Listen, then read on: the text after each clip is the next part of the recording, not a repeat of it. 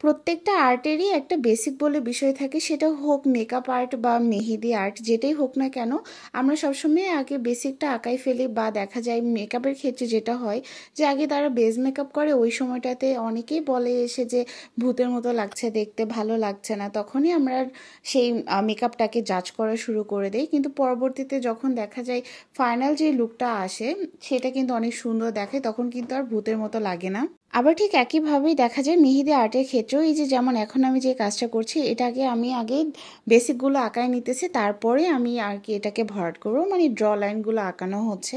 অনেক সময় দেখা যায় এরকম ড্র লাইন আঁকানোর ক্ষেত্রে ইভেন্টগুলোতে কেউ কেউ এসে একটু এরকম মানে একটু ট্যাক মেরে বলে যে কিপটামি করে মেহেদি না পড়ায় একটু মোটা মোটা করে কাজ করে না, এত পাতলা করে কাজ করলে কালার কেমন কি আসবে, বা মেহেদি তো দেখাই যাবে না বা একদিনই উঠে যাবে। আসলে হয় কি, আমরা প্রত্যেকটা আর্টিস্টের ক্ষেত্রে দেখা যায় প্রত্যেকের আর্টের ধরন এক এক রকম থাকে। যেমন এখন খেয়াল করলে দেখবেন যে আগে কিন্তু ড্র লাইনগুলো এভাবে আঁকিয়ে নেওয়া হয়েছে, এবার জাস্ট এটাকে ফিল আপ করে দেওয়া হচ্ছে, তখন কিন্তু আর মোটেও এটা পাতলা পাতলা কাজ থাকে না। তো সেক্ষেত্রে আগে মন্তব্য করাটা আসলে উচিত না। হ্যাঁ জানি অনেকের কিউরিসিটি হইতেই পারে যে আসলে আমি কেমনে বুঝবো পরবর্তীতে আপনি এটা ভরাট করে দিবেন।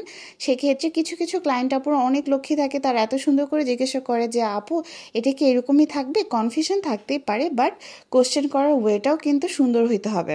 একটা সাধারণ প্রশ্ন কিন্তু অনেকভাবে করা যায়, কে কিভাবে প্রশ্নটা করছে সেটাই হচ্ছে মেইন। তাই প্রত্যেকটা আর্টের ক্ষেত্রে প্রথমে জাজ না করে এটা ফাইনাল লুক দেখার পরে সেটাকে জাজ করা উচিত, কারণ কে কিভাবে কাজ করছে, ডিটেলিং কে কখন করছে সেটা কিন্তু আমরা বুঝতে পারি না, যেহেতু সেই সম্পর্কে আমাদের সবার যে সেম অভিজ্ঞতা থাকবে তা কিন্তু মোটেও না।